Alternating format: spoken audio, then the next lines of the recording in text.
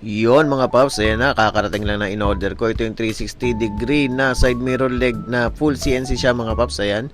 Siyempre, pakita ko na sa inyo mga paps. Bali, ang gagawin dyan ay magpuputol ka ng side mirror. Katulad dito sa stock mga paps. Ito yung stock ng Aerox ko mga paps. Puputulin na natin yung stem nito. Ayan, tapos mga paps, ganito yung itsura niya kapag nakat na natin.